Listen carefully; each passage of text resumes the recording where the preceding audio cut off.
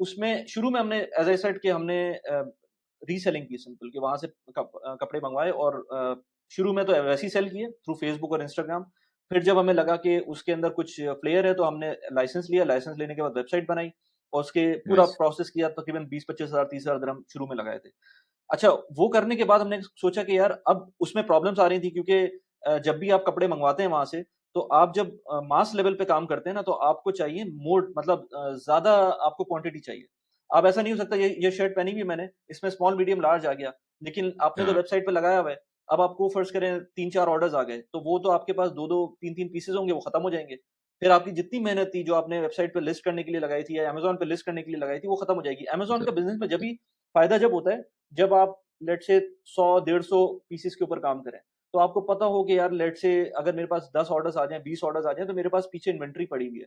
हम जब कपड़ों का काम करेंगे, एक तो इसमें ये small, medium, large, XL ready to wear कपड़ों का काम करते हैं। जब भी मैं कहता हूँ उसके अंदर जो भी ब्रांड अपना प्रॉफिट मार्जिन रख रही होती है, वो सही रख रही होती है। क्योंकि हुँ, आपको पास एक लेट्स से डिज़ाइन है, उस डिज़ाइन का दोबारा नहीं बन सकता। वो दोबारा बनाना नेक्स्ट टू इम्पॉसिबल। अगर आपने मॉडल का शूट आउट कर लिया है ना, उसके बाद आप चाहें कि वही चीज़ दोबारा बन जाए, या तो आप इतने बड़े हो ना खाड़ी जैसे लेवल के हो, कि आप उसको ठीक है, दोबारा बना लें। आप उसको दोबारा नहीं बना सकते। आपने मॉडल शूट आउट कर लिया, आपको एक-एक मॉडल के शूट आउट के ऊपर जो आपको पैसे लगे आपके कैमरामैन के पैसे लगे, आपके वेन्यू के पैसे लगे, आपकी मॉडल के पैसे लगे, आपके वो जो ड्रेस बनाया आपने उसके पैसे लगे, वो सब कुछ लग गए। अब पता चला है कि आपने जो है ना लेट्स से 20 या 30 सूट्स बनाए थे। वो भी स्मॉल, मीडियम, लार्ज के ब्रेकडाउन के ऊपर या एक्सेल के ऊपर ब्रेकडाउन के ऊपर। वो एक दफ़ा वेबसाइट पे चले गए, पता चला वो जो सूट था वो सुपर डुपर हिट हो गया। वो पहले दूसरे दिन के अंदर ही वो खत्म हो गया।